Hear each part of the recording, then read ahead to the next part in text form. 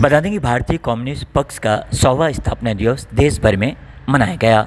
इस अवसर पर राजनीतिक सांस्कृतिक कार्यक्रमों का आयोजन भी देश भर में किया गया।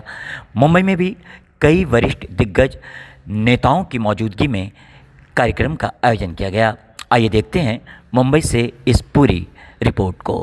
भारतीय कम्युनिस्ट पक्षाला 100 वर्ष पूर्ण झाल्यानिमित्त संपूर्ण देशभर भारतीय कम्युनिस्ट पक्ष जल्लोषात त्यांचा शताब्दी वर्ष साजरा करत आहे।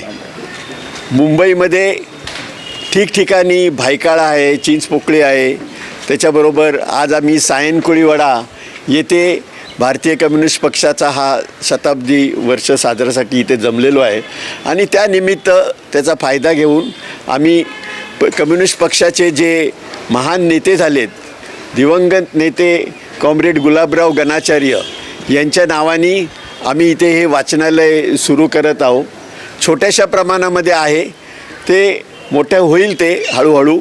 तर त्याच्यासाठी आम्हाला भरपूर आमच्या मित्रमंडळींनी पुस्तकांचं डोनेशन केलेलं आहे आणि ह्या विभागामध्ये राहणारे जे नागरिक आहेत त्या नागरिकांना मी विनंती करतो की तुम्ही इथे येऊन सर्व तऱ्हेची इथे पुस्तकं ठेवलेत, तामिळ आहे, इंग्लिश आहे, मराठी आहे, तर ह्या सगळ्या लोकांनी इथे येऊन त्याचं वाचन करावं।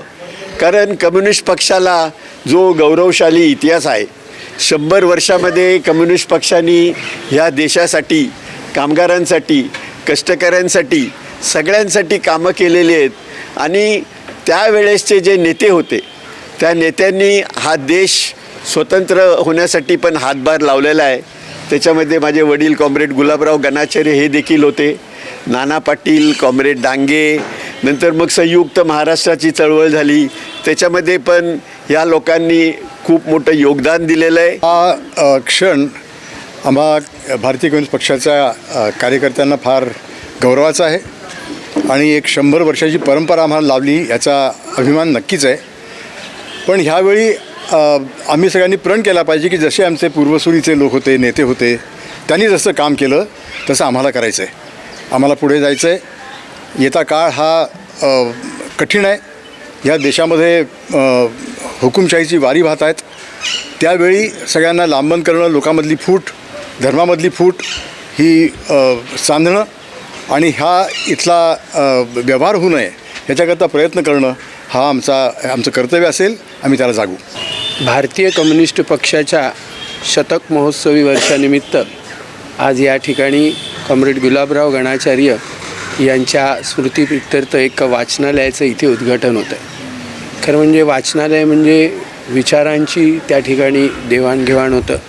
हे सगळं ज्ञान आत्मसात करून त्याचा समाजाला कसा उपयोग करता येईल आणि आपली परंपरा काय आहे, आपला इतिहास काय आहे, हा जर तरुणांनी जाणून घेतला तर आजच्या परिस्थितीमध्ये जी काही आव्हानं आपल्यासमोर उभी आहेत, आपल्या देशासमोर उभी आहेत, त्या आव्हानांना आपण तोंड देऊ शकू, सामोरं जाऊ शकू। आणि त्यासाठी हा अतिशय स्तुत्य उपक्रम आहे की एक वाचनालय लोकांच्या पुढे आम्ही या निमित्ताने नेतो आहे। माझी सर्वांना विनंती राहील की आमचा जो उद्देश आहे तो आपण या ठिकाणी सहभाग घेऊन पूर्ण करावा अशी मी या ठिकाणी इच्छा प्रदर्शित करतो। आज आम्ही त्यागाचा, संघर्षाचा इतिहास लाभलेले, कष्टकऱ्यांच्या लढे लढून इतिहास केलेलं 100 वर्ष पक्षाला होत आहेत। राजकीय ताकद तशी सध्या जरी नसली तरी खेडोपाडी कामगारांमध्ये आजही लढणारे कॉम्रेड्स आहेत आणि हाच मला वाटते खरं गौरवशाली इतिहास आहे आणि या 100 वर्ष साजरं करताना एक चांगलं कार्य इथं सुरू होतं आहे आणि ते अधिक जोमाने आम्ही पुढे नेऊ, एवढंच आहे। जे काय मिळून दिलेलं आहे सगळे आता एक एक करून काढून देतात, ते सगळं संपवण्यासाठी आपण कम्युनिस्ट पक्ष परत आपण उभं करूया आणि जिंकूया। या वाचनालयाच्या माध्यमातून त्यांची एक आठवण म्हणून या ठिकाणी हे वाचनालय सुरू केलेलं आहे। त्या कम्युनिस्ट पक्षाला 100 वर्ष पूर्ण झाल्याबद्दल मी त्यांना या ठिकाणी शुभेच्छा देतो। धन्यवाद। जाती विसरावे लागतील, धर्म विसरावे लागेल, प्रांत विसरावं लागेल आणि जेवढे पीडित आहेत, कुठल्याही धर्माचे असो, कुठल्याही जातीचे असो, सर्वांनी एकत्र येऊन लढावं लागेल। कारण ही जी लढाई आहे ही फार अवघड झालेली आहे। आज उठसूट जो कोणी असेल सर्व घटनेचं नाव घेतात, पण घटना आज पायदळी तोडवलेली आहे। आणि या ठिकाणी वाचनालय सुरू केलं. या वाचनालयामध्ये मराठी, हिंदी, इंग्लिश, तामिळ सगळी पुस्तकं असणार आहेत आणि ही वाचनाची जी म्हणजे वाचाल तर वाचाल, जसं आता काही वक्त्यांनी सांगितलं की ज्ञानार्जन हे फार महत्त्वाचं आहे आणि त्याचं हे इवलसं रूप आहे, त्याचा वेलू गेल्या गगनावरती असं म्हणतात. त्याप्रमाणे मला वाटतं की हा इतिहास पुढे घेण्यासाठी ही जी ठिणगी पडलेली आहे ही संपूर्ण प्रतीक्षानगरपुरती मर्यादित न राहता संपूर्ण मुंबई आणि महाराष्ट्रामध्ये जाईल आणि जो काय अतिरेक आता चाललेला आहे देशामध्ये तो थांबवण्यासाठी ही ठिणगीच कामाला येणार आहे. धन्यवाद. हा उपक्रम सुरू केलेला आहे त्यांनी, त्याला माझ्याकडनं जो सहयोग आहे ते मी पूर्णपणे करेन, मी शब्द देतो. आणि असंच उत्तरोत्तर या संस्थेची वाटचाल भव्य दिवस स्वरूपात व्हावी म्हणून मी प्रार्थना करतो. जोरदार टाळ्यांनी आपण त्यांचं स्वागत करायचं आहे. कॉम्रेड गुलाबराव गणेचार्य अमर रहे, कॉम्रेड गुलाबराव गणेचार्य अमर रहे, कॉम्रेड गुलाबराव गणेचार्य अमर रहे.